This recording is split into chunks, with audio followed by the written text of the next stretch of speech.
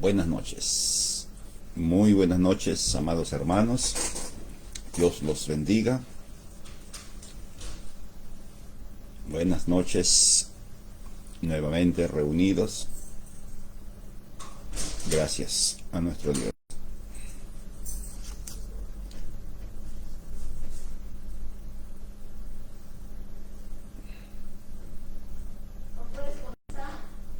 Ya comencé.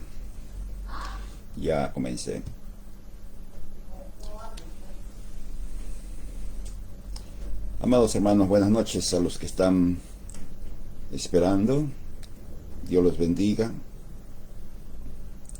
Qué bueno estar en la casa del Señor, iba a decir, reunidos la iglesia en las casas, es la forma correcta de decirlo.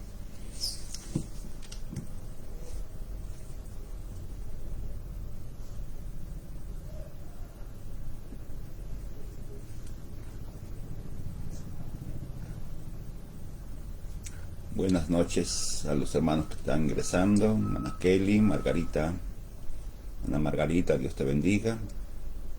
Patricia, Ana Marina, Dios los bendiga.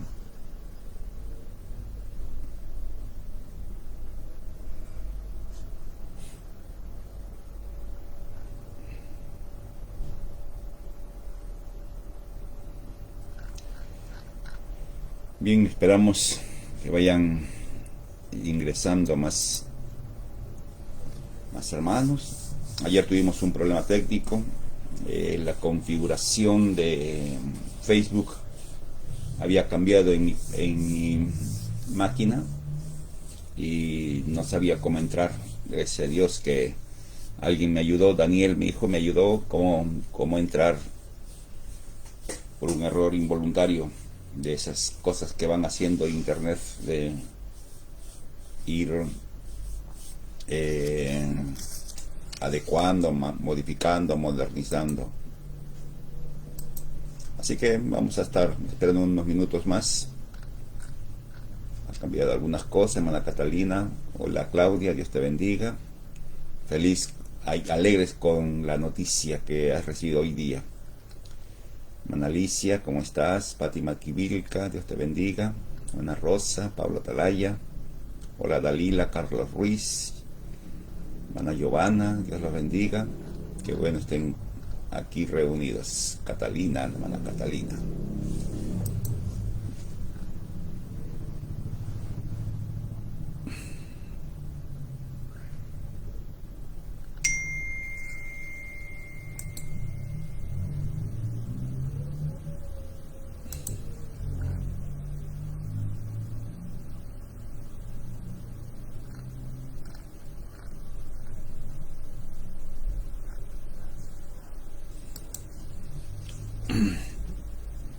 Hola Yael, Dios te bendiga.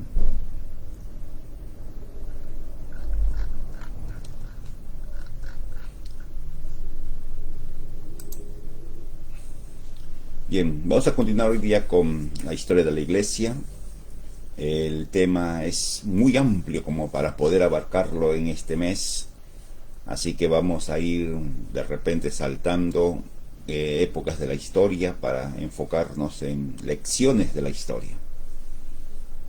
En verdad es increíble, repasando lo que ya había enseñado hace años atrás este curso,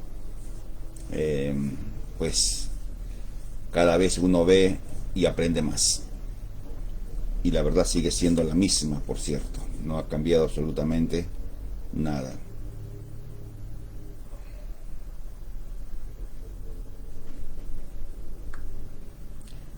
Unos minutitos más y comenzamos. Y la verdad sigue siendo lo mismo.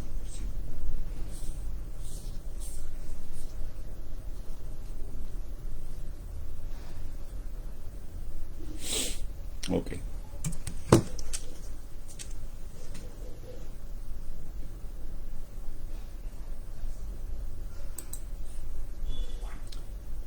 Bien, amados hermanos, gracias a Dios por esta noche nuevamente. Y hoy día estaremos viendo algunas consideraciones sobre la vida y el ministerio de Pablo al final del libro de Hechos, que es llamado el viaje de Pablo a Roma. Y hay algunas pautas que tenemos que entender, viendo lo que a Pablo le pasó y lo que Dios le dijo a Pablo respecto a las situaciones que iba a pasar. Algunas veces, amados hermanos, nos encontramos en medio de muchas dificultades y como que todo sale al revés.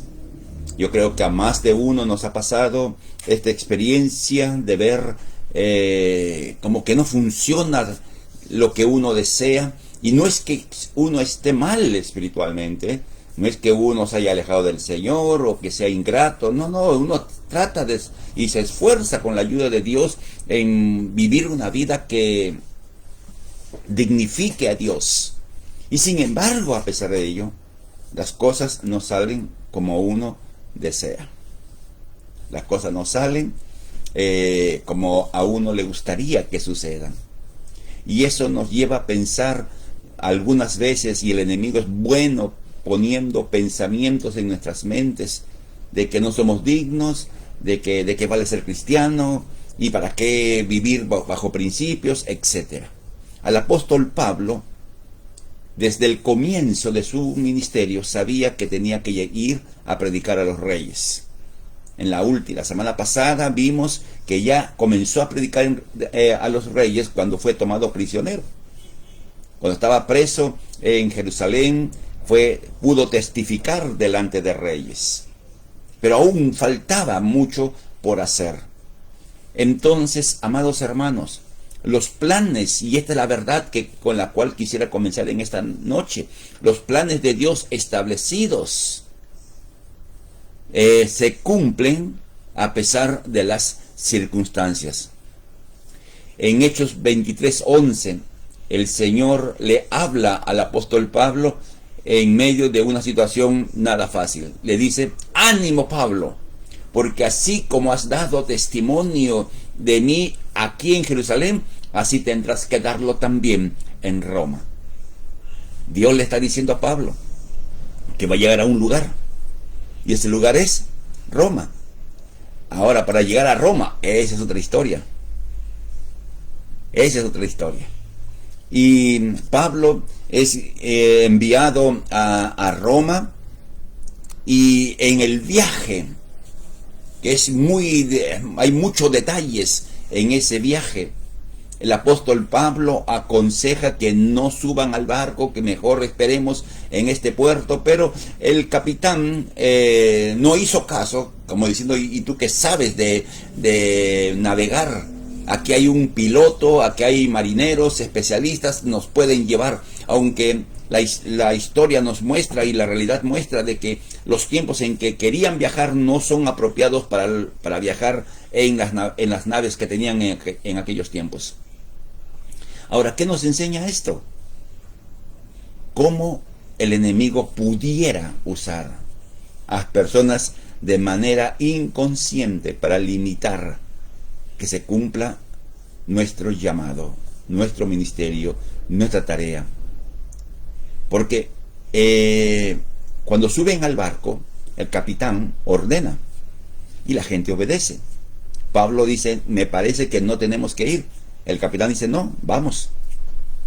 Y lo que se conoce en esta historia del libro de Hechos, la tormenta perfecta, el naufragio, todo para que mueran. Entonces, amado hermano, usted no se preocupe, avance a pesar de todo.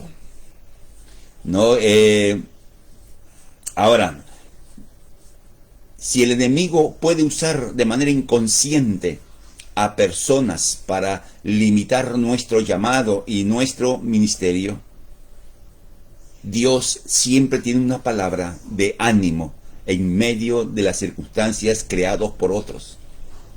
Por eso en Hechos 21, 11 al 16, Dios le envía un mensaje a Pablo: que no tenga miedo, que todos se van a salvar, van a perder todo, pero todos se van a salvar. Dios interviene en el momento exacto. Uno se pregunta por qué Dios no calmó la tempestad, por qué Dios no hizo algo para que no pasara lo que pasó. No sabemos. No sabemos muchas veces por qué Dios hace algunas cosas que en su momento no entendemos. Pero Dios está delante, preparando el lugar donde vamos a llegar. Pablo, la nave naufraga, se hunden, se salvan todos los navegantes y todos los prisioneros que llevaban, y se quedan en la isla, una isla llamada Malta, por 3 meses. Ahí se quedan, que pasa el invierno, para luego embarcarse. Y cumplido ese tiempo,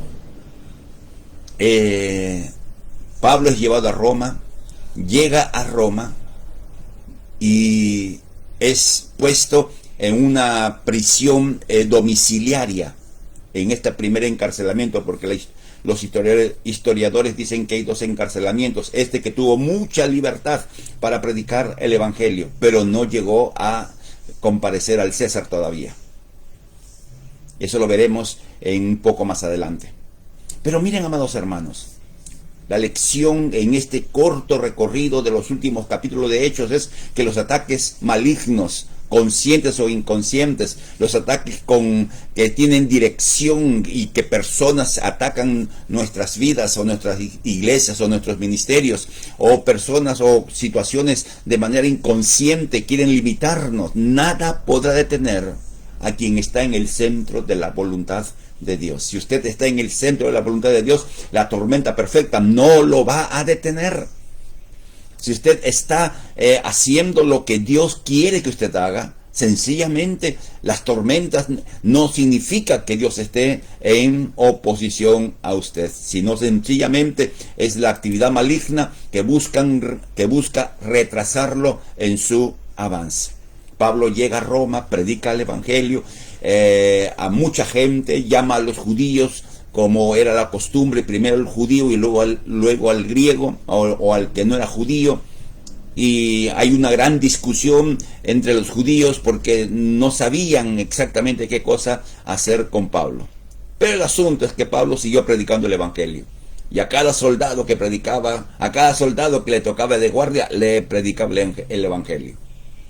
Ahora, ¿qué podemos aprender del apóstol Pablo? ¿No? Y permítame rápidamente mencionar algunas lecciones que aprendemos del apóstol Pablo. Y no hay un orden, por decirlo así. Hay cantidad de lecciones de la vida de Pablo. Veamos en primer término el trabajo en equipo. Pablo nunca trabajó como llanero solitario, siempre trabajó en equipo. Y es una lección muy importante para todos los ministerios que quieren avanzar en el cumplimiento de su tarea. Uno no puede hacerlo todo. Uno necesita de alguien para poder desarrollar el ministerio. En el caso de su servidor, yo puedo agradecer a Dios porque tengo a mi esposa como parte de un equipo, y a mis hijos y pastores con quienes estamos trabajando, y un equipo más grande de servidores. Es el equipo de la IB Callao que está llevando adelante. Hay el equipo de evangelismo, el equipo de intercesión, el equipo que trabaja con los niños, el equipo que trabaja con los adolescentes, con los jóvenes y con jóvenes adultos. Son equipos. Yo no puedo hacerlo todo y no hay nadie que pueda decir yo lo hago todo. El trabajo en equipo. Cuando alguien quiere trabajar solo, está mostrando un profundo individualismo, que es producto de un orgullo escondido o muy claro. Otra lección que aprendemos del apóstol Pablo es la manera que se comunicaba con las personas que ministraba. En aquellos años la forma era a través de cartas. Las cartas eran los medios que Pablo usaba para comunicarse, ya sea con personas, como el caso de Filemón, por ejemplo, o con iglesias, y encontramos las cartas de Pablo a las diversas iglesias que él ministró o que él atendió.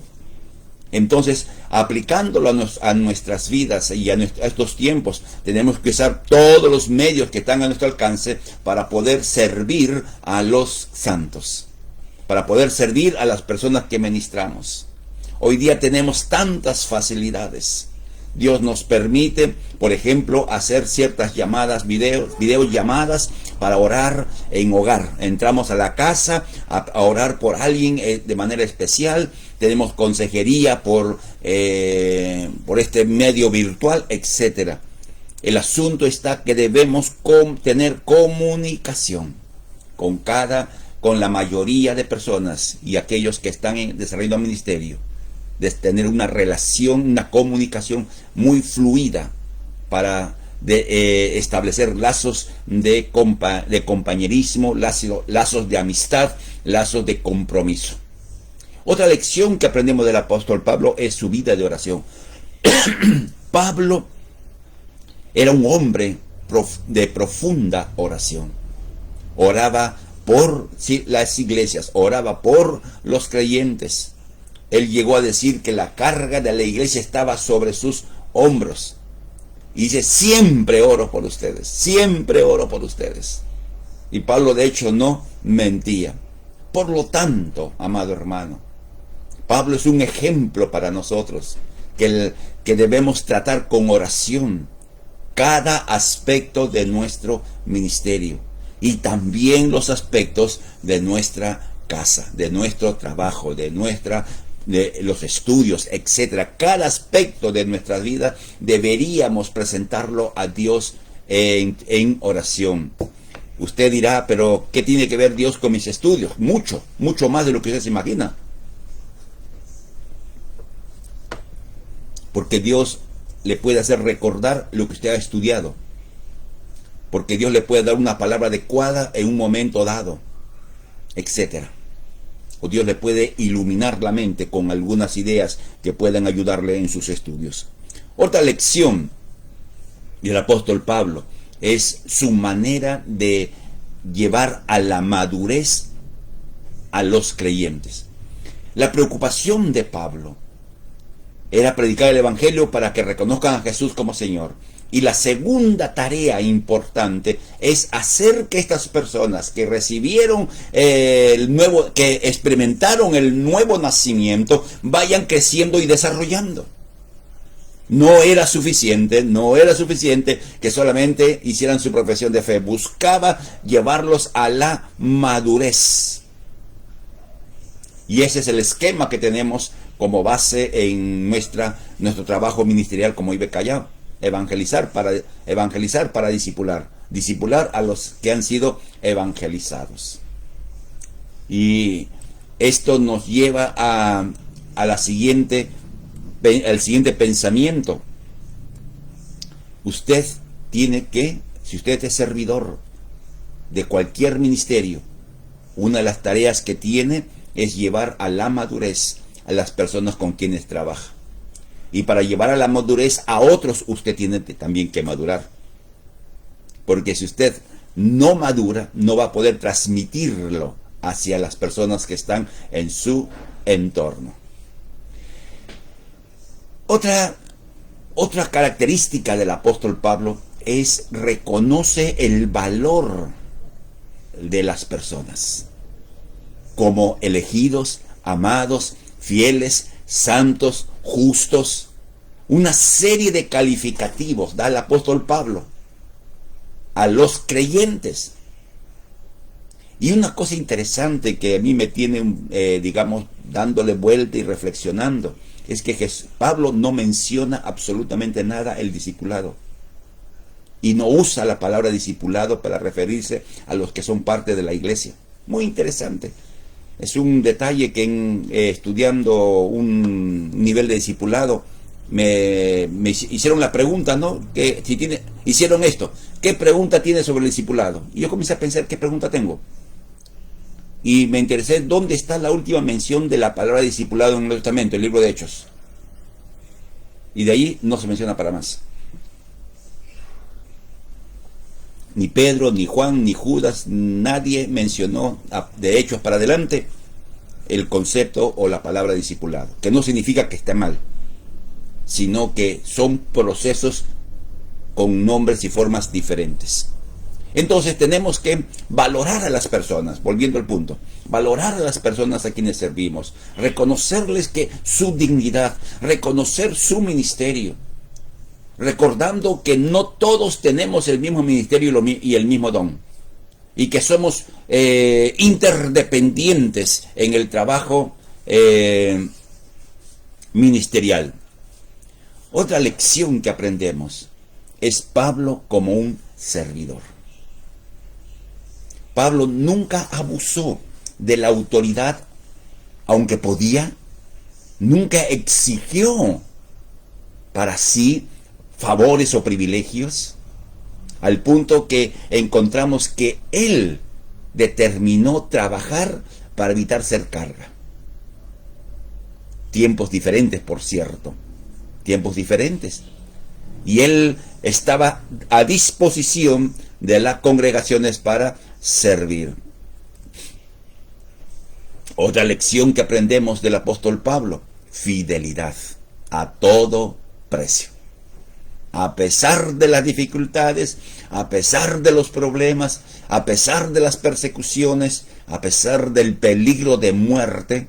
Si leemos la segunda carta a los Corintios, Pablo dice peligros de afuera, peligros de adentro, peligros en el camino, peligros de todo le pasó al apóstol Pablo. Y a pesar de todo lo que le pasó por ser hijo, por ser un apóstol, por ser un creyente de corazón ardiente por la salvación de los perdidos, él se mantuvo fiel a su ministerio, fiel a Dios, fiel a las personas que le rodeaban. Interesante. ¿Sabe usted, amado hermano, que sus problemas que usted vive le dice a la gente que sirve de qué está hecho? ¿Lo voy a repetir? Ok. Usted, pensemos en los servidores de las iglesias en casa. Y usted, como cualquier creyente, como su pastor, tiene problemas, dificultades, necesidades, enfermedades, etc. ¿Cómo nos ven? Es una manera de probar nuestra calidad de servidor. ¿Cómo reaccionamos? Estaba anoche leyendo con Mari El tiempo con Dios, lo que Job le decía a Dios, ¿no? Tremendo lo que Job le decía a Dios: no me dejas dormir, eres como un adversario, a todos, al bueno y al malo lo consideras, no juzgas con justicia, le dice en términos finales. Pero Pablo nos enseña esto. No, fidelidad, amado hermano.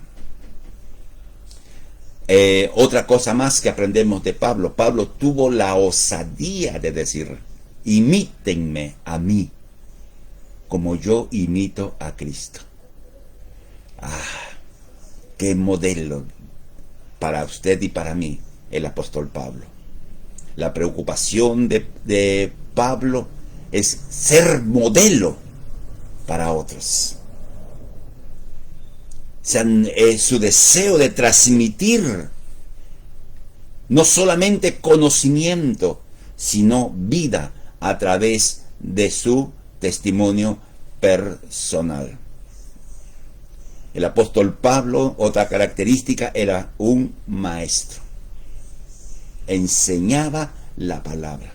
Y su enseñanza era tan poderosa que las personas dejaban sus cosas antiguas y volvían a las cosas de Dios, como encontramos en Tesalónica, que abandonaron a sus ídolos para servir y convertirse al Dios vivo.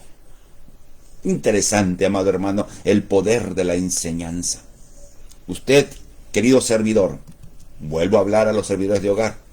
Muchas veces, y yo como pastor les puedo dar testimonio, muchas veces pasamos tiempos enseñando. Y enseñamos y pareciera que la gente está en nada. Como que no le interesa, como que escucha pero no oye. Amado hermano, la palabra de Dios en el corazón de las personas que servimos es poderosa. Uno no sabe en qué momento esa palabra dará fruto. Uno no sabe en qué crisis la enseñanza será necesaria para afrontar la crisis. Así que usted siga enseñando, amado hermano.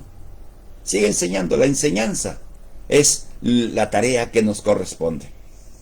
Otra lección que aprendemos del apóstol Pablo es su esperanza escatológica, hablando en difícil. Él estaba esperando el retorno de Jesús.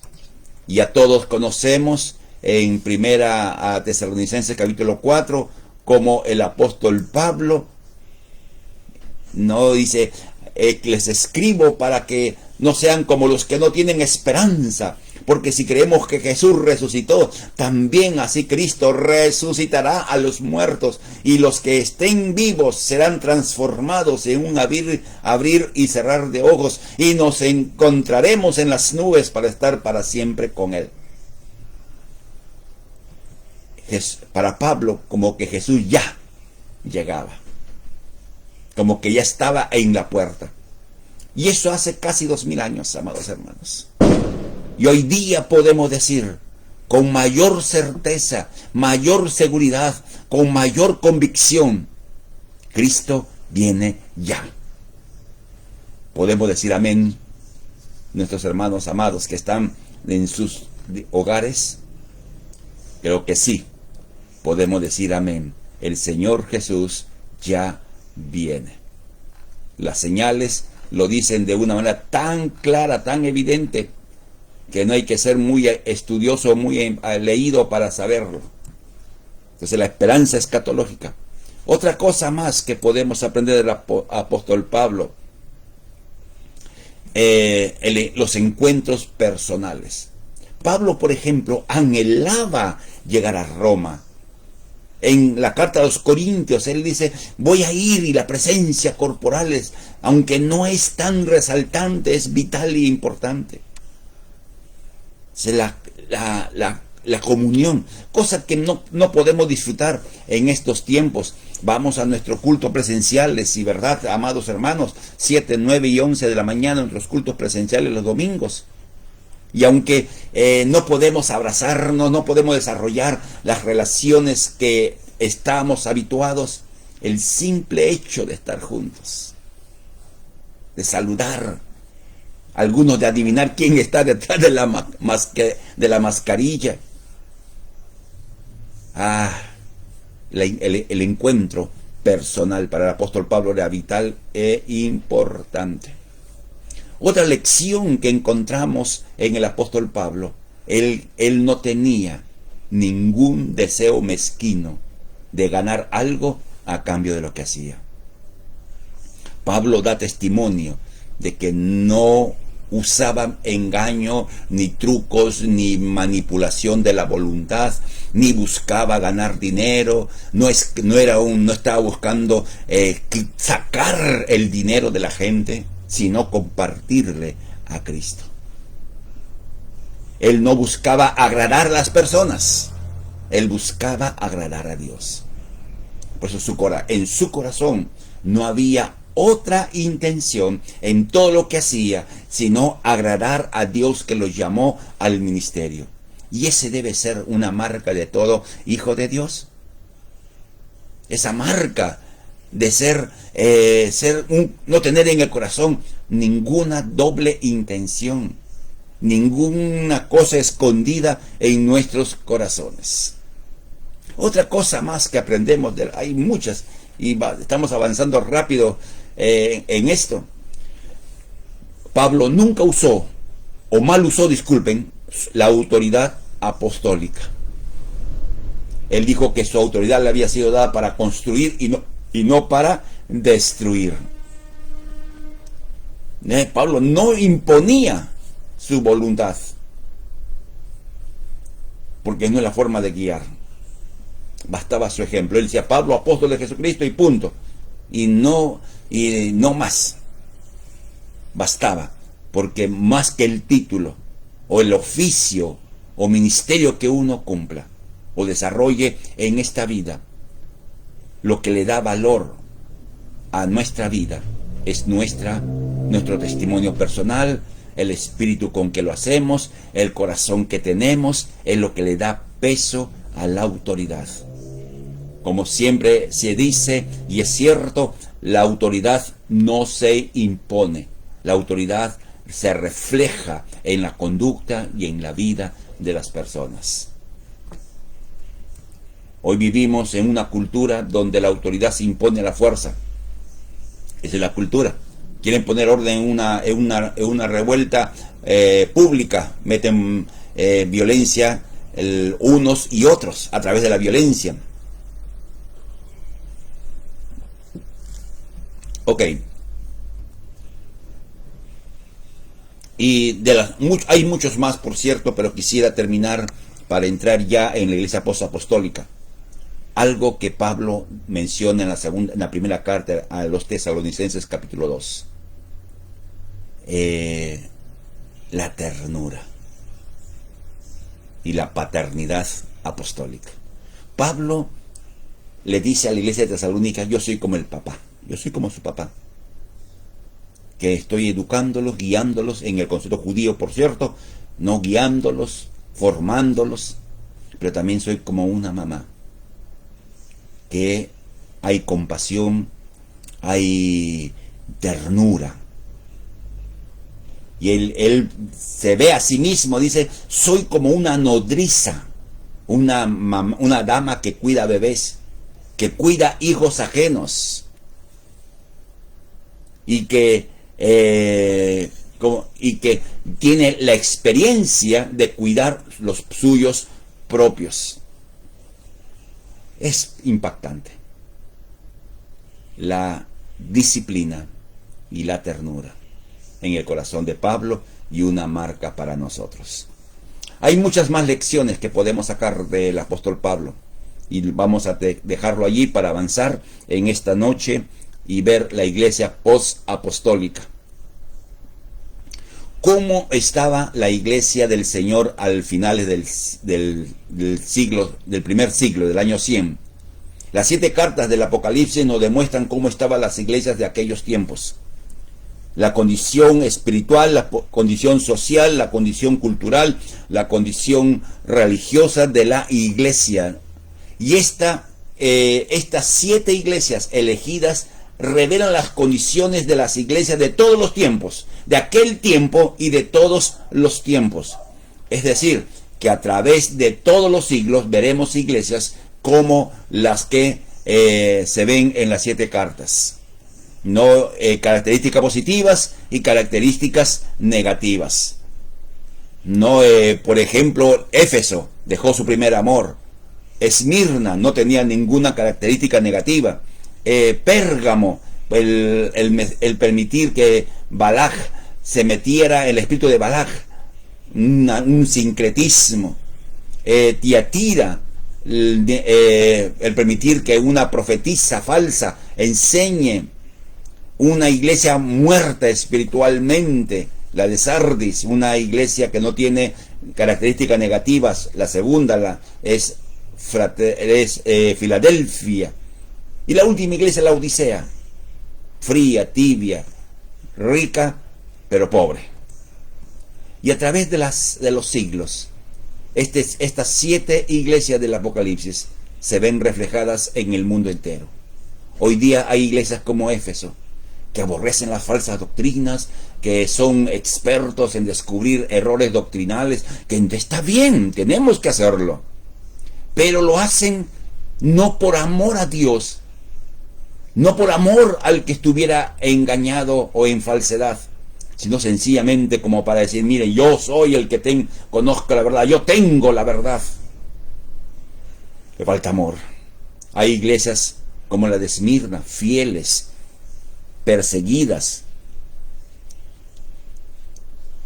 Hay iglesias hoy en día. Hay iglesias como la de Pérgamo, que aunque están contaminadas, hay algunos que se mantienen firmes. En una iglesia contaminada, como la de Pérgamo o la de Tiatira, por ejemplo, iglesia contaminada, hay personas que son fieles. Nos enseña esta verdad, que en toda iglesia, donde esté y cual fuere su situación, hay personas justas. Ah, qué precioso. Entonces, a través de en este siglo, en estos años, hay siete tipos de iglesias, entonces diríamos. Nosotros esperamos encontrarnos entre las que tengan pocas características negativas y más características positivas. A mí me gustaría ser la iglesia Filadelfia, o ser la iglesia de Esmirna, pobre económicamente, pero rica espiritualmente. Amén. Entonces, esa es la condición de la iglesia. Así entra al segundo siglo, ahí muere Juan y la iglesia comienza a avanzar en una segunda generación. Ahora, como dijimos en su momento, la iglesia desde el comienzo sufrió ataques y encontramos las primeras herejías, el legalismo que hemos considerado repetidas veces, que es guardar la ley para ser salvo o guardar la ley para mantenerse salvo. El gnosticismo, una especie de conocimiento superior que puede salvar a la persona o elevarla a un nivel superior. El gnosticismo ya existía antes del cristianismo, se introdujo en el cristianismo en pensadores llamados cristianos o pastores o maestros que se dejaron contaminar por el espíritu de esta filosofía oriental. Luego hay otro, por ejemplo, un tal Marción, que hizo lo que se llama el marcionismo, que tenía en mente esto era su pensamiento. No, hay que borrar la imagen del Dios malo en el Antiguo Testamento y ver que el hombre tiene capacidad para ser mejor por sí mismo y que no necesariamente necesita la palabra para vivir como Dios espera. Esto nos hace recordar a muchos predicadores positivistas que hoy día abundan en el mundo evangélico. Otro es el ebionismo, no, que rechaza el nacimiento de Jesús, rechazando todos los escritos del Nuevo Testamento menos de Mateo. Hay luego el docetismo, que negaban la encarnación de Jesús, que no fue crucificado, que realmente el Hijo de Dios no se encarnó, que fue una apariencia, un espejismo. El montanismo, que fue otra que anunciaba el fin del mundo y sobrevaloró la obra y persona del Espíritu Santo con profecías absurdas. Entonces, miren, amados hermanos, la iglesia de dentro teniendo conflictos, tal como lo dijo Pablo. Yo sé que después de mi partida se levantarán en medio de ustedes hombres perversos que llevarán tras de sí a los discípulos. La mentira, el engaño, la falsa doctrina dentro de la iglesia. Lo ha existido de aquel tiempo. Y estas cosas que hemos mencionado, y hay muchas más, por cierto. Es largo la lista en detalles que hoy día, gracias a Dios, tenemos claridad. Pero es la lección. La iglesia ha sido perseguida, ha sufrido desde adentro y desde afuera. Y veamos por eso la oposición a la iglesia. Desde el comienzo, amado hermano, la iglesia ha sufrido oposición, persecución, muerte. Los primeros opositores, como hemos visto en el libro de Hechos, fueron los judíos, por asuntos doctrinales. Por asuntos doctrinales. Para los judíos el cristianismo era una negación del judaísmo, de la fe judía, una negación de la validez y veracidad de la fe judía, de la religión judía. Por eso se levantaron contra él. Si leemos las acusaciones que hacen los rabinos judíos, las autoridades judías contra Pablo, todo tiene que ver con que él está cambiando la religión judía, por decirlo así, enseñando otras cosas. Pero también vino la oposición desde el poder político. No, disculpen, me estoy confundiendo. Primero, estamos hablando de los judíos. Primero fue de aspecto doctrinal, pero luego fue por aspecto político. El año 70, cuando hay una rebelión contra Roma, antes del 70, por cierto, hubo una rebelión contra Roma. Los que estaban al frente de esta rebelión llamaron a los cristianos y decían: únanse a nuestra causa. Y los cristianos de ese tiempo dijeron no. Habían recibido, según cuenta la tradición, una revelación de Dios que tenían que salir de Jerusalén porque iba a ser destruida. Y de allí vino un rechazo al cristianismo, porque en el momento en que el pueblo de Israel necesitó la ayuda para luchar contra Roma, los cristianos se corrieron, en su decir, en su criterio y en su opinión. Interesante, ¿no? Primero fue aspecto doctrinal, luego fue aspecto político, el rechazo de el pueblo de Israel o las autoridades judías contra el cristianismo. Sin embargo, quien fue feroz en su persecución fue el Imperio Romano. Ahora, conforme fueron pasando los años, el Imperio Romano fue perdiendo poder, gloria que tuvo tiempos atrás. En el tiempo que Jesús nació estaba en la época de oro del Imperio Romano. Pero sin embargo, debido a las luchas internas por el poder, quién era el sucesor del que fallecía, se mataban. Es toda una historia, amado hermano, la historia de Roma para tener el poder. Y fue perdiendo esa gloria, ese resplandor como imperio. Y los sacerdotes paganos y los políticos romanos calificaban que el cristianismo es el culpable. Los cristianos son culpables de que Roma esté como esté, porque no adoran a los dioses, porque adoran a un Dios que no se ve, porque condenan a nuestros dioses. Ellos querían perseguían a los cristianos por eso. Ahora, la primera persecución ocurrió bajo el gobierno de Nerón, el año 67 después de Cristo. Ahí donde Pablo había sido tomado prisionero. La tradición nos dice que le predicó a Nerón. Nerón pues se burló de él, porque Nerón era un hombre fuera de sí, por cierto.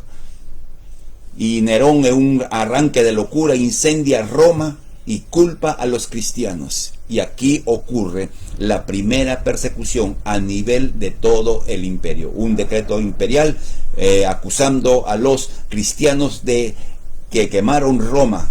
Y en todo el imperio, en diversos niveles e intensidades, la iglesia cristiana sufrió persecución.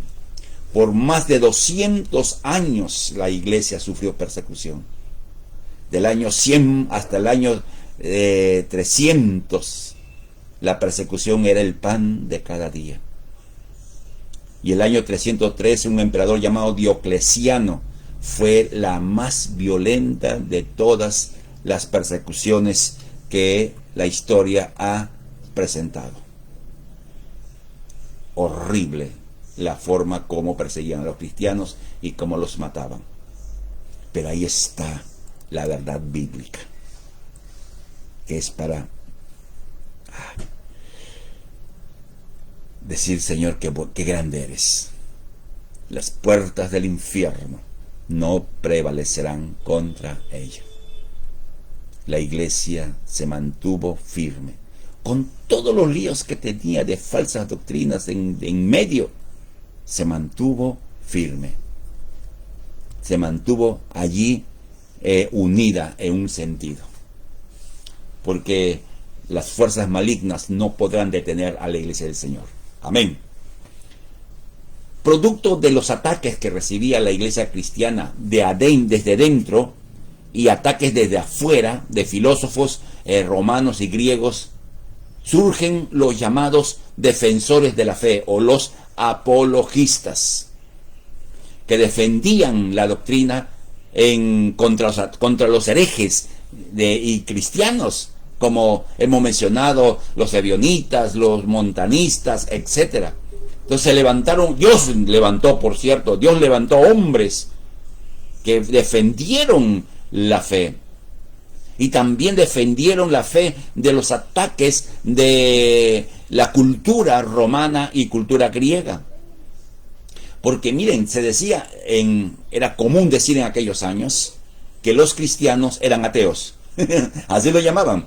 Los cristianos eran ateos porque no adoraban a dioses, a los dioses de ellos. Que había un libertinaje en las reuniones, se practicaba el canibalismo porque se hablaba del cuerpo y de la sangre de Jesús, etc. Uno de los más importantes apologistas fue Justino, ¿no? Fue un hombre extraordinario en cuanto a cómo defendió la fe, y otros más, por cierto, que no da tiempo para mencionar. Ahora, la persecución tuvo algunos aspectos negativos, algunos aspectos negativos. Una de ellas es el comenzar la devoción religiosa a las reliquias de los mártires y de la eficacia casi mágica de la adoración. Es decir, comenzaron a meter de una manera muy sutil las famosas reliquias, y que lo que protegía a la iglesia era, por decirlo para nuestro entender, cantar a Dios. Entonces le dieron al canto un poder que el canto no tiene. Porque quien protege a la iglesia de los ataques no es el canto, es Dios. ¿Tenemos que cantar? Claro que tenemos que cantar. ¿El canto protege? No siempre. Y hay casos en que algunos como que buscaban ser mártires, como buscaban ser azotados, ser castigados, como para poder, ¿cómo se llama? Ser puestos en un altar, por decirlo así. Como de ser mejores cristianos que otros porque soportaron la persecución, etc. O sea, hubo aspectos negativos que hay en todo. Y un problema que tuvo la iglesia en aquellos tiempos, después que pasaba cada persecución, venía un tiempo de paz. ¿Qué hacer con los que habían negado su fe para salvar la vida? Ahí está Perico, que renegó de Jesús para que no lo maten. Ahora quiere volver a la iglesia. ¿Qué hacemos? Un lío. Un lío feo, por cierto. Y ahí surge lo que vemos en Pablo y Bernabé. Algunos que decían, no, negó a Jesús la cruz. Échele leña para el infierno, por decirlo así. Pero también había los de Bernabé. Hay que darles otra oportunidad. La debilidad lo llevó a negar a Jesús, como caso de Pedro. Otro problema que hubo fue que los obispos o pastores comenzaron a tener un lugar preponderante. Es decir, comenzaron a tener una autoridad mayor que la que debían tener. Desde la perspectiva bíblica, los pastores tienen autoridad sobre su congregación, no sobre congregación ajena, ni sobre varias congregaciones. Usted dirá, y bueno, y la IB Callao es una iglesia en varios lugares. Y aún así, cada pastor es responsable en el lugar donde Dios los ha puesto. Pero en la iglesia apostólica, en la iglesia post-apostólica, los obispos, ya se llamaban así, tenían una autoridad, como decir, de una ciudad. Y eran los más atacados, por cierto. Eso no hay que negarlo. Pero sin embargo comenzaron a sobresalirse y a tener una autoridad que no les había sido dada. Entonces, ese es el cuadro general. Ahora, el Imperio Romano seguía decayendo. habían luchas por el poder. Moría un emperador, se peleaban, la tropa ponía un emperador, lo mataban a ese emperador, ponían a otro, era todo un caos. Y ahí surge Constantino. Antes de Constantino decidir el emperador previo, hizo una especie de un gobierno de tres, para que si uno muere, el otro iba a ser el emperador. Así una especie de gobierno un poco complicado de explicar. Pero el asunto que ahí surge Constantino. Su mamá supuestamente era cristiana, su papá era tolerante al cristianismo y llegó a ser emperador de Roma occidental. Ahora, el año 311 dio un edicto de una tolerancia limitada al cristianismo. Es decir, como que ya no persigan tanto a los cristianos, ya déjenlos ahí tranquilos. Ya cuando hay algo que sea muy malo de parte de ellos, ahí, pero como que limitó, le puso un poco de freno a la persecución. Un edicto del emperador. Primer edicto que se daba a favor de los cristianos. Yo imagino que muchos estarían diciendo, qué bueno, por fin se alivia la situación. Por cierto, así fue. Hay una batalla famosa, Magencio, donde Constantino iba a defender su trono. Y la batalla era fuerte, los enemigos eran fuertes, y la leyenda dice que Constantino vio una cruz y una expresión: por este signo vencerás. Y venció la batalla. Ahora, Constantino, ¿qué hace? Adopta la religión cristiana, se hace cristiano, diríamos, esa es la palabra correcta, entre comillas, se hace cristiano. Y el año 313, en el famoso Edicto de Milán, decreta la libertad de la fe cristiana y hace de la religión, hace del cristianismo la religión oficial del imperio.